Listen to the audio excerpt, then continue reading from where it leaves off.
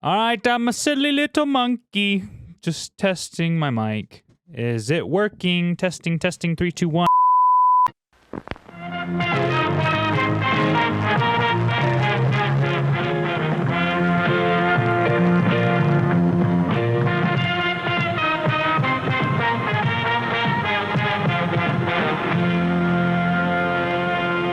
A few months ago, back in December, I watched a Two Bears, One Cave podcast with Tom Segura and Quentin Tarantino. As some of you know, I am a huge Tarantino fanboy. I've read the Once Upon a Time in Hollywood novel twice, and I've just recently finished Cinema Speculation. And I have even seen all of his movies countless times. So it's safe to say that when I saw him on a podcast with one of my favorite comedians of all time, I became extremely excited. The podcast itself was pretty good. And I learned a lot about Quentin Tarantino and his views on movies and modern cinema nowadays. And it's pretty eye-opening. But at the end, he revealed that he had a new book that he's written titled Cinema Speculation. It was originally just going to be his movie reviews in a book, but then he decided to change it to a semi-movie review, semi-autobiography. So being the little fanboy that I am, I went out and I bought this book. And after I finished the introduction, I thought it would be a good idea to watch these movies after every read. Then I thought, well, why not take it one step further and write down my thoughts on every film? Then I decided, well, why not make an entire video about my thoughts on each movie? So after over 24 hours of movie watching, I have finally finished my little passion project. And I gotta say, as of currently writing this, I am so excited to show you what I've been cooking up for the last few months. So without any further interruptions, I present to you a speculative look at Quentin Tarantino's Cinema Speculation.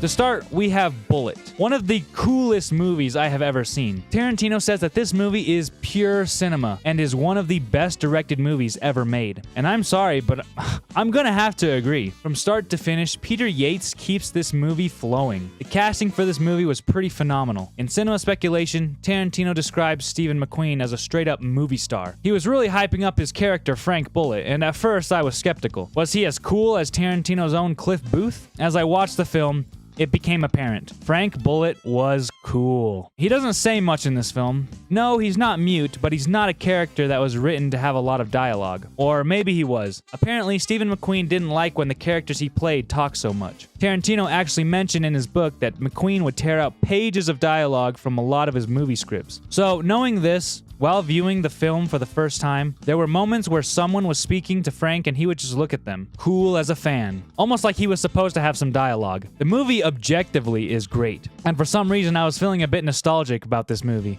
And I don't even know why, because I've never seen this movie prior. Maybe it was because this film was made in the same decade as my favorite movie of all time, or maybe it was because that my dad used to watch really old movies like this sometimes, and I would watch with him. I don't really know. I couldn't tell you. That car chase scene was bloody magnificent. That'd probably have to be the highlight for me. The whole scene just felt so fun, and the best part was that it was all practical. No CGI, no special effects, and I loved it. First 20 to 30 minutes are a bit boring, but after the film picks up, it frickin' goes. I ended up really enjoying this movie, which I was not expecting. So for me, I'm gonna have to give Peter Yates' Bullet a nice and comfortable 8 out of 10.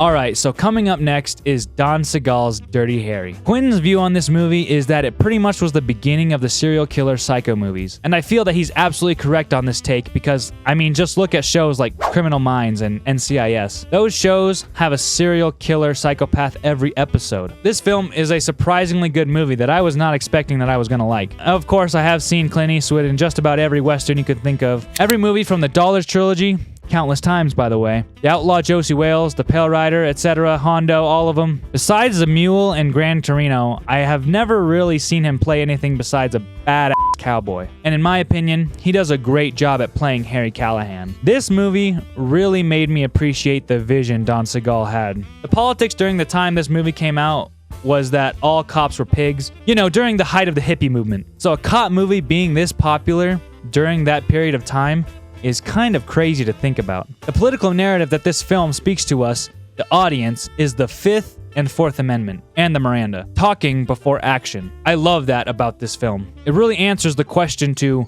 what happens when a serial killer uses that to his advantage and exploits those rights. A really nice discussion that you don't really see much these days. It also allows us to like and even root for Inspector Callahan because we, the viewer, want good old-fashioned frontier justice. You know what I'm saying? The movie also takes place in San Francisco and isn't afraid to show it either. I gotta admit though, I would have loved to see this idea and the character through the lens of a series. I really do believe that it could have worked. Special shout out to Andrew Robinson, who plays the Scorpio, who does a really great job at convincing me that he's a serial killer psycho. So in my honest opinion, I thought Dirty Harry was really good. I thoroughly enjoyed it. Tarantino tells us in Cinema Speculation that this movie was one of the last films that made people lose their innocence. But for me, I liked it more than Bullet, so I'm gonna give it a 9 out of 10.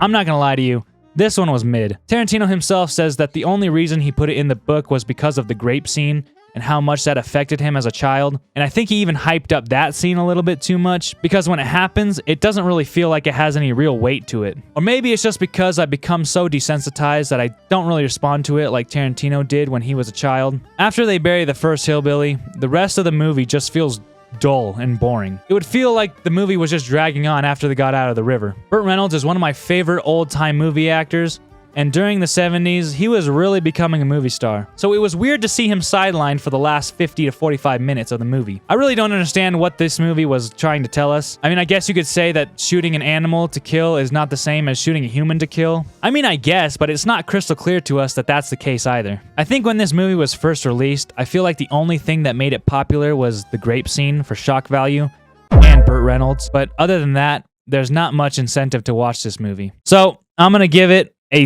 3 out of 10.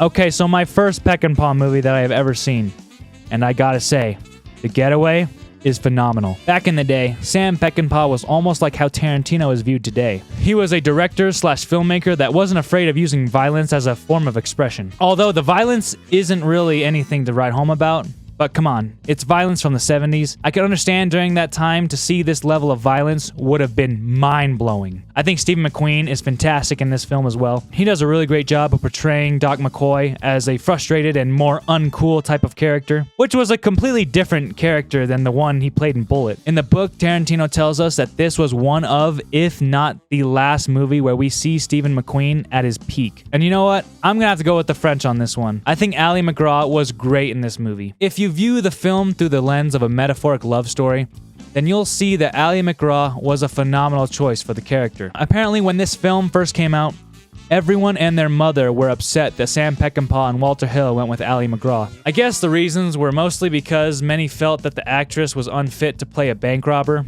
But within the movie, the bank robbing is literal, but the love story is metaphorical. Ali McGraw was torn apart everywhere for this role. Everywhere but France. Because they saw it as a love story. My favorite part of the movie was definitely the practical effects. I love watching all these old movies.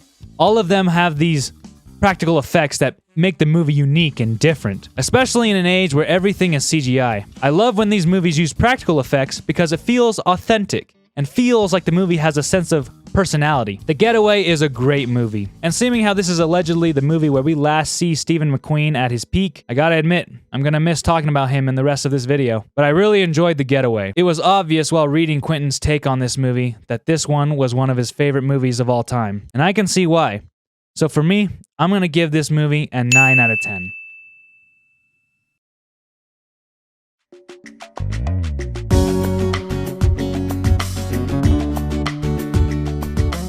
The Outfit is an exceptionally fine crime drama. Although I was a little bit bored at first, at the beginning, mostly because it was a little slow, but I'm starting to feel like this is just how it is for all these movies. This movie has a uniqueness to it that I haven't really ever seen besides the film Hell or High Water. These two movies kind of have the same plot, and it makes me curious if Taylor Sheridan took inspiration from The Outfit. There are so many similarities between these two films, but I'm partial to Hell or High Water. But I think John Flynn did a great job with this movie regardless. I get why Tarantino is so fond of this movie. One thing that I love about these old 70s movies, and something that I wish we saw more of in this modern day, is practical effects. Seeing cars crash and even explode is just it's so cool. I thought Robert Duvall was okay in this movie, although to me, I don't think he really fits the role as an ex-con. My favorite character was Cody. The man was on his king shit. Want to come on inside and have a drink? No, thank you. You got a problem? Lady, after a while, a fella learns things. Some women are trouble.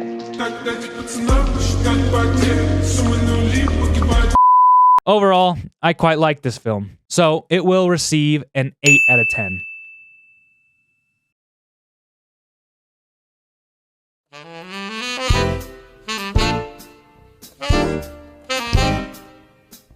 Brian De Palma's Sisters is a fun, early 70s horror thriller film. Or maybe just a thriller, I can't remember. This movie was okay. Quentin said this movie is one of De Palma's that didn't age well, and I'm gonna have to agree with him on this one. I didn't think it was unwatchable, but after the first half, I became deeply uninterested. The whole basics of the movie is basically about a girl that murders a man she just slept with, but she doesn't know that she murdered him. Her twin sister did, but she doesn't have a twin sister.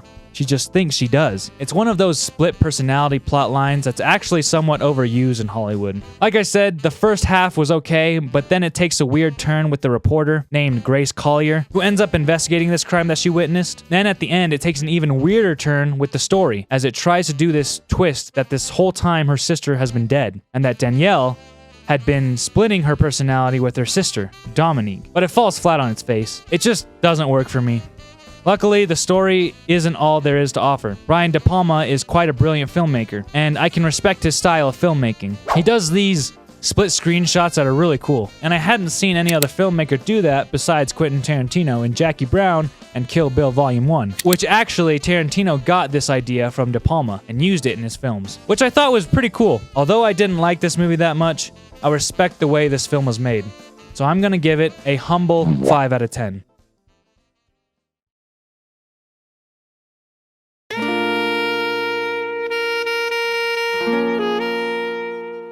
During the 70s, there were a lot of books being adapted to movies. Tarantino lists a bunch of them that directors and filmmakers took part of, but the one that he states was the best adaptation from book to film was Daisy Miller. This one just kinda aggravated me, mostly because I thought Daisy Miller was annoying. The whole plot of the movie is this. A man named Frederick Winterbourne meets a girl named Daisy Miller. The two hit it off, becoming friends, but then all of a sudden, she meets an Italian man named Giovanni. I forgot what his first name was, so I apologize. And then she starts hanging out with him. Obviously, Winterbourne doesn't like this as he's caught feelings for her, and he wants to be with her. But the American social customs don't allow him to be with her, as she would then be presented as impolite, because she's with two men at the same time. So throughout the entire movie, Winterbourne is stuck, essentially. In the end, Daisy becomes very ill from malaria and dies a few days later. And Winterbourne realizes that her and Giovanni were just friends. Bullshit. And that they were never engaged. The message is that he should have let go of the American customs and spent more time with her, because then she would still be alive. It's sad, I guess, but the part about Daisy Miller's character that really annoys me is that she's this big flirt. First of all, that's a huge red flag. No one, and I mean no one, has a flirty personality. The people that have flirty personalities just like to flirt with people that they find attractive. You don't see these people with flirty personalities flirting with 80-year-old men. So a huge red flag. I don't know how Winterbourne didn't see that. He could have gotten in the gym, worked on himself, built up positive habits that would have propelled his life for the better. But no. He instead wastes his entire time thinking and dwelling on some female. But how is Daisy Miller from a filmmaking point of view? It's okay. Not really much here. Nothing really revolutionary. I'm not really a fan of soapy movies like this in the first place, but I did like Barry Brown as Frederick Winterbourne. Overall, I thought this movie was just meh. 4 out of 10.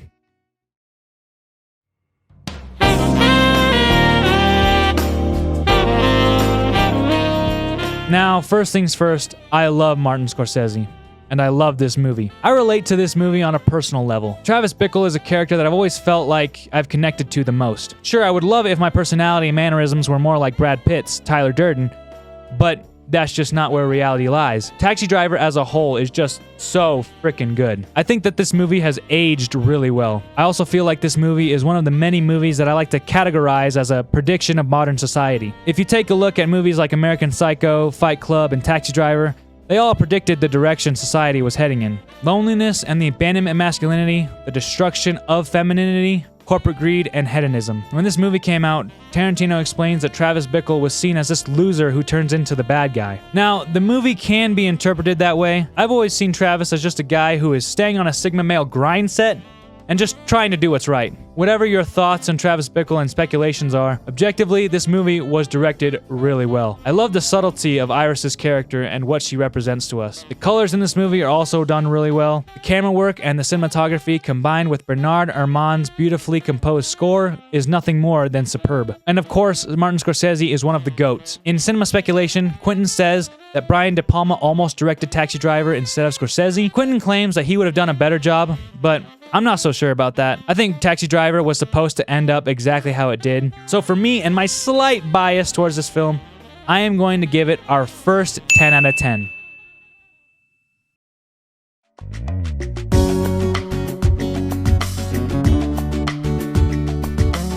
In his book, Quentin said that this was one of his favorite movies, if not his actual favorite movie of all time. And I can understand why. This movie is really good. A lot of the movie is anti-war. Now I know that's not what Paul Schrader and Haywood Gold were going for, but that's the type of vibe that I got from this movie. Especially the first half. The pacing is quite nice too. You never really feel bored or feel that this movie is dragging on. Charlie Rain, played by William Devane, is a great character. And I think he might even be worthy of his own character study analysis video. The plot is pretty badass. It's a story that writers in Hollywood are too afraid to make nowadays, and I love it. Tommy Lee Jones is also in this movie, and he is also extremely badass. Charlie and Johnny feel like brothers. When Charlie tells Tommy that he's found the men who murdered his family, Johnny says, "Let me get my gear. Let me get my Glock. Let me get my bead." And it was just so subtle and perfect that you couldn't have written it better. John Flynn did an amazing job with this feature film. Although I do wish the movie was longer, because I do think that this movie was a bit rushed at the end. But it doesn't take away from the movie as a whole. And at the end of the day, I think this movie is great. I understand why Tarantino holds this movie in such high regard. So with that, we have our second 10 out of 10.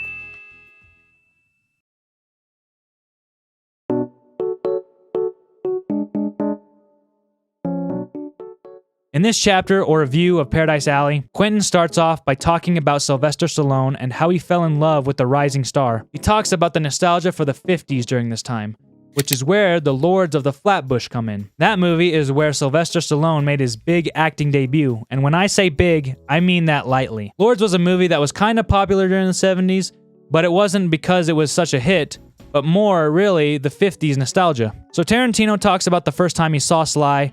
Then Rocky came out in '76, and of course it was a hit. And to this day, it still remains one of cinema's greatest. Stallone wrote Rocky, and after he wrote Rocky, he would go on the following year to make a movie called Paradise Alley. A very strange movie in my opinion, but nonetheless a good directorial debut by Stallone. The film takes place in 1946, Hell's Kitchen, New York City. We follow three characters: Cosmo Carboni, played by Sylvester Stallone, Victor Carboni, played by Lee Canalito, and Lenny Carboni, played by Armand Assante, the Carboni brothers. Victor is the biggest and strongest, Lenny is the smartest, and Cosmo is the most charming. Anyways, long story short, Cosmo and Lenny use Victor as almost like a dancing monkey to make money off of. With the two having conflict on how they go about it, they use Victor as a wrestler to make some dough. It starts to take a toll on Vic, but Lenny keeps pushing him. Pretty soon, it's Vic's last fight and he ends up losing. We later find out that Victor threw the match because he just wants his brothers to be friends again, which was a bit anticlimactic. I thought this movie was okay. I feel that they rushed the end. I did get kind of bored halfway through. I just think the pacing was a bit weird, like it would be getting good and then slow down, really interrupting the flow. It could have been used to its advantage, but it falls flat. Tarantino said that this was one of his favorite films of the 70s, but for me, this movie kind of blows. It's not great,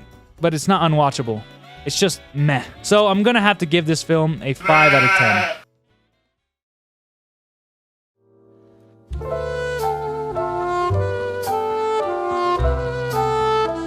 This movie just might be my favorite out of all that I've watched so far. I love the legendary show that was Prison Break, and this movie gives me that same vibe, but in a Don Segal way. The film focuses on Frank Morris, who is played by the iconic movie star, especially during the 70s, Clint Eastwood, and he gets sent to Alcatraz in the year 1962. And once he gets there, he is treated to and experiences his new life. I like how the movie starts out, because once Frank gets there, he doesn't just immediately look for a way out. He actually doesn't even really start looking until we're about 40 minutes into the movie. And when he does find a way, the film takes its time with the prison break, showing us the entire preparation and whatnot. I'm not going to spoil the ending because this is a movie that I think you all should watch. When I was reading Quentin Tarantino's review of this film, he talked a lot about Don Segal and how this was pretty much his last film that was able to get a badass seal of approval. The plot makes sense and is coherent. This was also the movie that launched Clint Eastwood from that cowboy actor to that guy in Hollywood. And it makes sense too, because good old Clint is phenomenal in this film. And overall, it just tells a really good story. And I really enjoyed this film. So my final verdict on Escape from Alcatraz is a perfect 10 out of 10. I might just say this film is a masterpiece.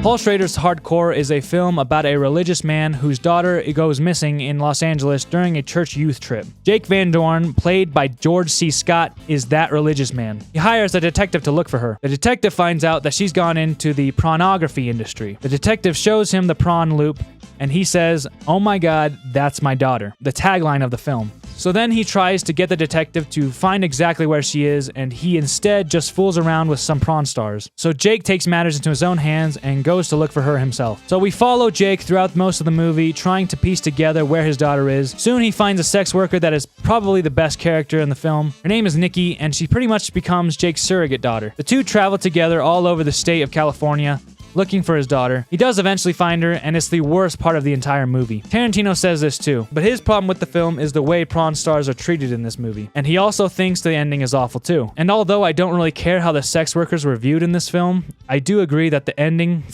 blows. I actually really enjoyed this movie, all up until the final 5 minutes, which absolutely ruined it for me. So Jake does end up finding his daughter, and she ends up going back with him to Grand Rapids in the most unconvincing way possible. And he just leaves Nikki to go back and be a sex worker. Quentin was right. This ending is ass. I would have much preferred the original ending. In the original screenplay, Jake learns that his daughter, who ran away, died in a car accident, unrelated to prawn. And Van Dorn returns to Grand Rapids, but it's not as bad this time, and I'll just let Quentin explain this one. Because this time, the audience has fallen in love with Jake's sex worker sidekick, Nikki, and he takes Nikki with him. Though twisted, it is emotionally satisfying. Van Dorn replaces one daughter with another. One he can't save for one he can. What's not emotionally satisfying is what we got. Apparently, the ending was changed because the studio made him change it. But I still think Schrader is fully to blame for this one. Overall, I like this movie until the end, and I thought it was very interesting having a religious man search for his daughter that ran away from him to do work that's not at all degrading and everything Jake stands against. I love the concept,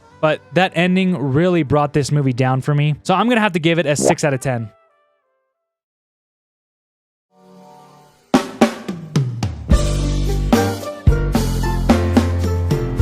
In this review, he just talked about a lot of other horror movies, like the Texas Chainsaw Massacre, Eaten Alive, and a little bit of The Funhouse. He said that TCM was a perfect film. I've never seen TCM, and I don't know if I ever will. I think horror movies are a bit too scary for me. The reason why is because I'm a little The Funhouse and TCM were both directed by the same guy, Tobe Hooper, which during the 70s was like the king of horror back then. Like I said, Tarantino didn't really talk about The Funhouse that much. This chapter was more like his final chapter of his little autobiography. Nevertheless, I still saw this movie, and I liked it. I don't know what makes horror films good or even great. Maybe some of you can tell me in the comments. But yeah, I thought this movie was a solid movie. I loved the monster. He was pretty great. I thought the characters were pretty dumb, but Buzz was probably the best. Like, yeah, he also got himself into that idiotic situation in the first place, but at least he was thinking logically throughout, and at least he fought in those fight or flight moments. Overall, this movie was pretty good, and I recommend it, so I'ma slap a 7 out of 10 on this sumbitch. but this book did have an epilogue titled Floyd Footnote. While Quentin was talking about the first time he saw Eaten Alive, he mentions a man named Floyd. Floyd to me just seemed like a loser. In the book, Quentin described him as this guy who was his friend, but he was the first adult who didn't give a shit about him. Tarantino and Floyd seem to have built a friendship out of their love for movies, and it's apparent that Floyd didn't stick around for that long, as he was mostly a drifter, a guy who just went wherever the wind took him. Quentin reflects on Floyd as a guy who wanted to be a screenwriter, but never pursued his dreams of becoming one. Other than writing screenplays that were never seen by any filmmakers other than Quentin, this was a nice little epilogue to his book, and it gave me more insight on Tarantino's inspiration of becoming the filmmaker that he is today. Overall, I really enjoyed this book. I learned some new things about movies and cinema history, and most importantly, I enjoyed this entire experience of watching a lot of these 70s movies. Although I didn't like every single movie that Quentin reviewed, I did enjoy the journey that it took to make this video. With rumors of Tarantino's new movie being titled The Movie Critic, and with reliable sources saying that it will be set in Los Angeles during the late 1970s, I think I have an idea about what this epilogue film will be. Sources say that the lead of this film will be female, and I've got a feeling that it's going to be Jennifer Lawrence. I just know it's going to be her. Tarantino has tried countless times getting in one of his movies, including The Hateful Eight and Once Upon a Time in Hollywood, and I've just got a feeling it's gonna be her. And I think if it's not her, I feel like it could possibly be Maya Hawke, or maybe it could be an actress that we've never heard of before. Tarantino has been known for doing that, taking underground actors and making them stars, or reviving them from the dead. So I'm not sure who it could be, but comment down below who you think it could be. All right, everybody, I think that's where I'm gonna pinch off today's video. Remember to follow God, protect your energy, stay safe, and without further ado, peace!